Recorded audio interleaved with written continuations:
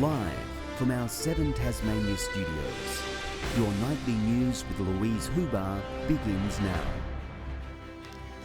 Good evening. The state government's cyber crisis has deepened with more people and more services affected. Those at risk have been told to stay vigilant as some question why their data was still being held. 150,000. That's the number of Tasmanians notified they're at risk. We've been contacting directly anyone who could be affected by the data breach. The hack now appears far wider than first admitted. It's not just schools, also affecting the Teachers Registration Board, TASTAFE, the Commissioner for Children and Young People, Libraries Tasmania and more. The information taken includes names of students and parents, addresses, bank accounts, dates of birth and even children's homerooms. I recognise the stress that this would be having on people who believe that their data and their personal information has been breached. It's unclear how far back the stolen data is from. Well, I received an email yesterday as a potential person affected. I can only think because I undertook a TAFE course 6 or 7 years ago. Another cyber expert caught up in the crisis, despite his best efforts. I've been careful for a long time with my data, not even letting hotels copy driver's licences, for example, when checking in. We also don't understand in some cases, which we're learning about today, why historical data has been held onto for up to 8 years. That is surely not best practice. How long records go back is a matter for individual departments. After last year's high-profile Optus hack, the telco paid for identity protection and credit monitoring services. While a huge number of people are at risk, there's been no further release since Friday. Josh Duggan, 7 Tasmania News. A doctor who was stabbed in the Northwest Regional Hospital on Sunday night remains in a critical condition but is showing signs of improvement. The government says it will work with the AMA and health unions to beef up security systems in the state's hospitals.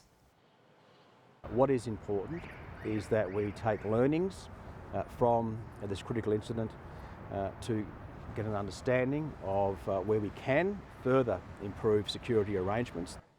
A 17-year-old has been charged with wounding and threatening police over the incident. 4 familiar faces will be making their debut in this year's Relive the Rivalry charity game. Tasmania's team is close to locked in as a stalwart prepares for his 10th appearance. It's the little things that keep Gary Baker returning to the footy field. I love taping up my ankles. I love rubbing the liniment on and watching these other blokes kick the ball around before the game. Refusing to be put out to pasture, the 70-year-old will be lacing up the boots, ready to relive the rivalry for the 10th time. Believe it or not, you wouldn't think that I'd still get a little bit nervous, but I sort of do get a little bit nervous. This year the game is returning to North Hobart Oval, the scene of Tasmania's iconic State of Origin win against Victoria in 1990. It's like a family reunion each year. A lot of guys come back because they're just good people. They like catching up and stuff. On the cards to debut for Tasmania is a veteran of that famous match, Darren Pritchard, committing to play. It's amazing. Like, I played with him 35 years ago and now I'm playing with him again. Other legends, Chris Bond, David Camrick and Grant Birchall, are also set to debut. The game giving a much-needed boost to local charities. The last couple of years we've been with Beyond Blue, and prior to that, Muscular Dystrophy Tasmania have raised over $130,000 over the 10-year period, which is a fantastic achievement. But fans will have to wait. Relive the Rivalry is locked in for early October. The opportunity to see some of the superstars of the game one more time is pretty special. Annie Green, 7 Tasmania News. An all-star squad of chefs will inspire and delight taste buds at this year's annual Variety Gala dinner. 4 Tasmanian chefs will each mastermind a course of the degustation. Chefs are quite focused in how they do it and proud of how they put things on the plate. So when we see somebody else do something different, we feel that we learn something and we gain something from it as well. We also pride ourselves with variety in putting fun into fundraising. So it's all about how we create the entertainment on the night and make sure that people have a wonderful evening. The event raised $132,000 last year for its school's breakfast program. It will be held at Rest Point in August. A Tasmanian motocross rider is continuing to defy the odds after being warned never to hop on a bike.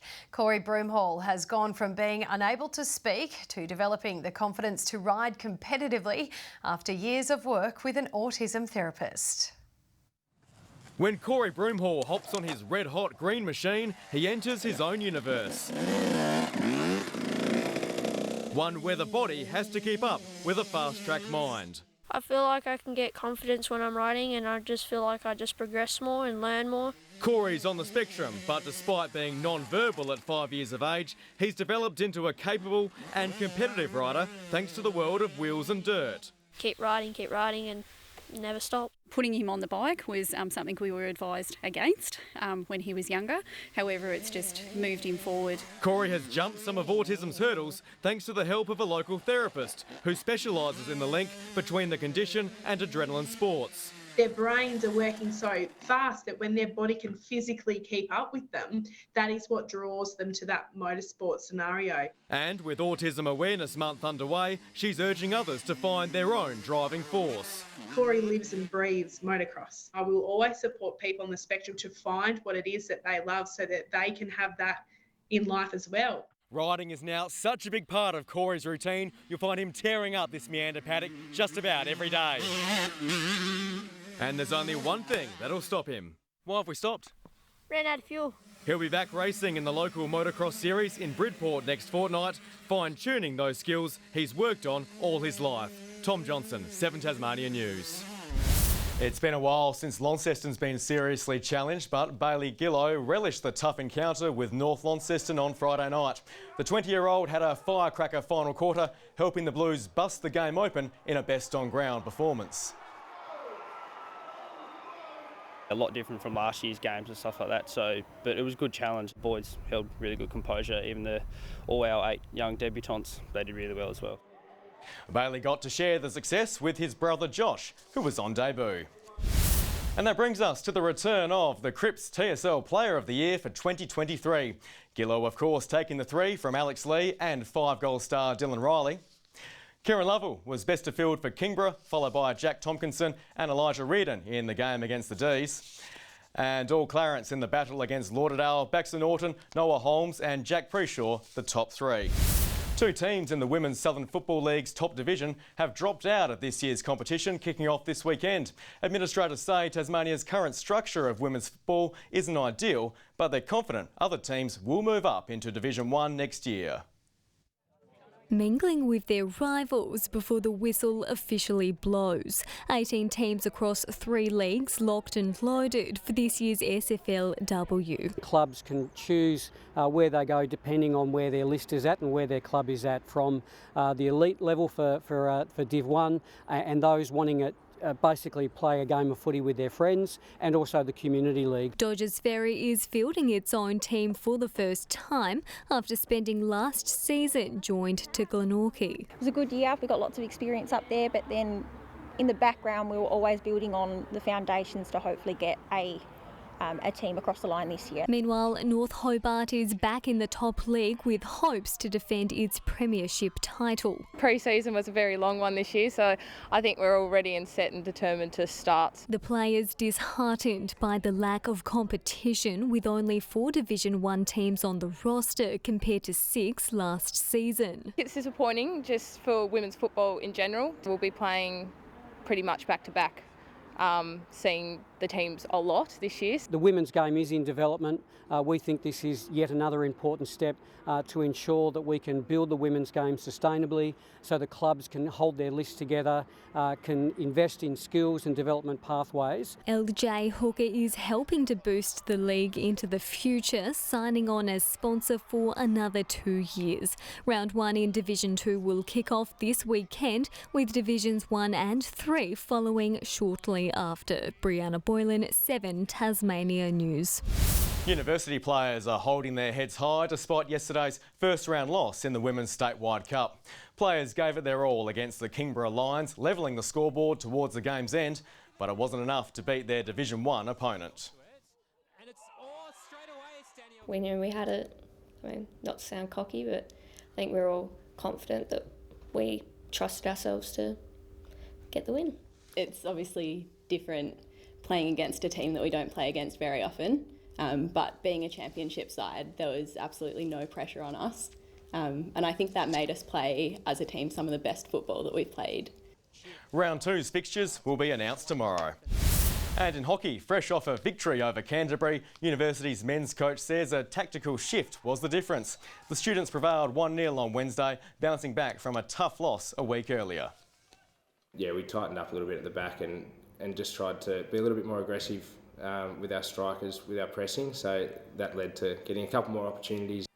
Meanwhile, in the women's, it was Canterbury which prevailed 3-1 thanks to a Gemma Kenworthy short corner goal. We just have lots of options this year for the battery at the top, so we're just kind of rotating through all of them. We took a lot of positives out of the game and we were very happy with the number of scoring opportunities that we're creating. The split round 5 continues over the next week and a half. Good evening. Launceston and Devonport the top at 21 today, 17 in Hobart, Burnie 19. Across the state, 19 the top for King Island, Smithton, Low Head and Flinders Island. Strawn and Grove both top 18, 16 at Friendly Beaches. Lyowini dropping down to 2 degrees before warming up to 13. Mostly cloudy around the east and south today, with cloud increasing over inland areas later this afternoon. Further out, some cloud is pushing over the east of the state, Victoria and into New South Wales. More cloud across South Australia and Western Victoria. A low pressure system will approach the northwest of the state tomorrow before extending to a trough over Victoria and New South Wales. A tropical cyclone lies off the Kimberley coast. Northeast to southeasterly winds of 10 to 20 knots, reaching up to 30 about the northwest in the morning and afternoon. Swell was up to 2.5 metres in the east. And there's a strong wind warning from Stanley around to Sandy Cape. A wet day for most of the state tomorrow. 19 and showers developing in Hobart, Geefton and Bothwell both a shower or 2 and 19. A shower or 2 around the north, Launceston and Cressy 21, 19 for Devonport. Showers and 18 in Burnie, a partly cloudy 20 for Strawn. Showers and windy at Curry with a top of 17. Showers for the east coast, St Helens, Swansea and Orford all 18. Light showers for the east on Thursday, fine around the north. Friday, fine apart from some more light showers in the east and in the northwest. And showers on Saturday, increasing later in the evening. Across the country tomorrow, some showers for Melbourne, Sydney, Adelaide and Perth. A sunny 29 in Brisbane, 32 in Darwin, and mostly sunny 35 for Alice Springs. And currently in Hobart it's 13 and partly cloudy. Launceston 16, Devonport 15, and looks like we could be in for a few rainy days ahead. And that's all your news for now. I'll be back later on with updates, and Kim will be back with your news tomorrow night. Thank you for joining us. Have a lovely evening. Good night.